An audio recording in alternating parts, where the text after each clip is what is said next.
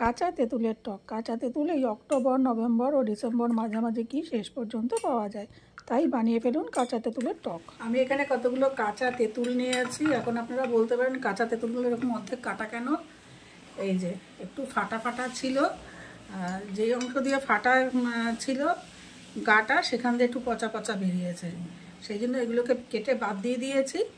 বাদ দিয়ে বাদ বাকি যেগুলো রয়েছে এই অল্প একটুই করে দেখাচ্ছি। এই কটা তেঁতুল আমি জলে, প্লেন জলে সিদ্ধ বসাচ্ছি।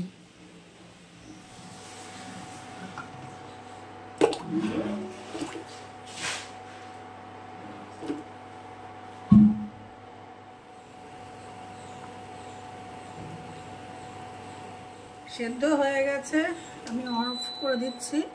করে এগুলোকে সব তুলে নেব। একটা বাটির মধ্যে তুলে নিয়ে ঠান্ডা করে নেব।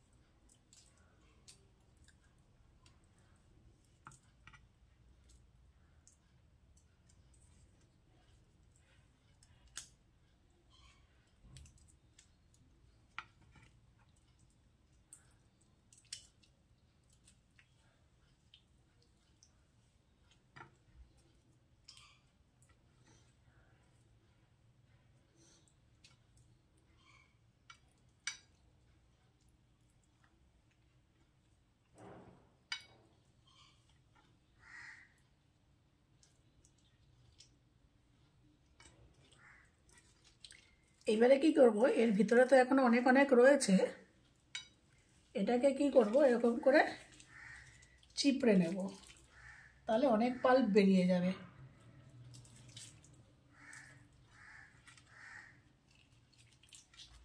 এই দেখুন কত পাল্প বেরিয়ে যাচ্ছে।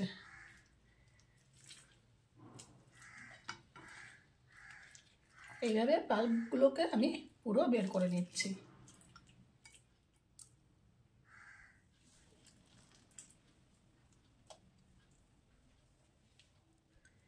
এইবার একটা বাটির মধ্যে অল্প একটু জল নিচ্ছি, নিয়ে এর দানাগুলোকে মানে বীজগুলোকে আমি বের করে নেবো। এভাবে করে করে এই যে একটু ভালো করে এরকম করে জলের মধ্যে মেখে নিলে পরেই সহজ হয়ে যাবে কাজটা। এই যে এভাবে নিংড়ে নিলেই বীজগুলো বেরিয়ে যাবে। এগুলোকে আলাদা করে নিচ্ছি।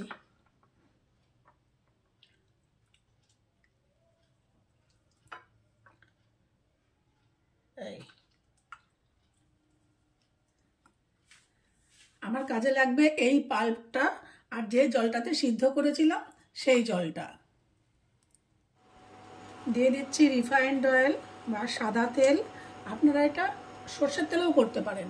তেল গরম হয়ে গেছে, দিয়ে দিচ্ছি সামান্য একটু মৌরি, কয়েক দানা, আর দিচ্ছি সামান্য একটু সর্ষে।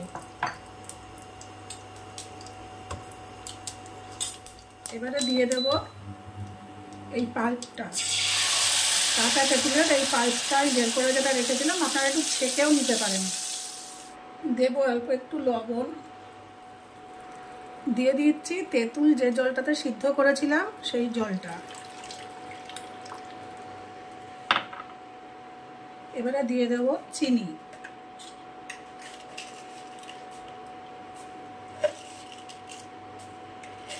চিনিটা আপনারা আপনাদের পছন্দ মতন দেবেন। আপনারা যদি বেশি টক খেতে পছন্দ করেন তাহলে চিনি কম দেবেন, আর যদি একটু মিষ্টি মিষ্টি খেতে পছন্দ করেন তাহলে সেই স্বাদ অনুসারে আপনারা চিনিটা দেবেন। এবারে দিয়ে দেব সামান্য একটু লঙ্কার গুঁড়ো। আপনারা এটা এই শুকনো লঙ্কাটা ফোড়নেও ব্যবহার করতে পারেন, করে লঙ্কাটা তুলে নেবেন। আমার এভাবে লঙ্কা গুঁড়ো দিলে একটু ভালো লাগে, সেই জন্য আমি ফোড়নে লঙ্কা দিইনি, এভাবে দিয়ে দিলাম লঙ্কা গুঁড়ো। আর আমার যেহেতু মেম্বার বেশি, টকটা একটু বেশি করতে হবে, সেই জন্য আমি একটু সিদ্ধ জলটা, যেটা তেঁতুল সিদ্ধ করেছিলাম সেই জলটা একটু সবটাই দিয়ে দিয়েছি। এবার এটাকে আমি ভালো করে ফুটাবো। ঝোলটা অনেকক্ষণ ফুটেছে, আমি একটু আঁচটা কমিয়ে দেখাচ্ছি। এই যে সাইড দিয়ে যে একটু ফেনা ফেনা মতন উঠছে, এটাকে আমি তুলে ফেলে দেব। আচ্ছা, এখানে কিন্তু আমি কোনো হলুদের ব্যবহার করিনি, আপনারা যদি মনে করেন অল্প একটু হলুদ দিতে পারেন। এখানে যেহেতু আমি একটু ওই লঙ্কার গুঁড়ো, শুকনো লঙ্কার গুঁড়ো দিয়েছি, সেই জন্য একটু লাল লাল মতন হয়েছে।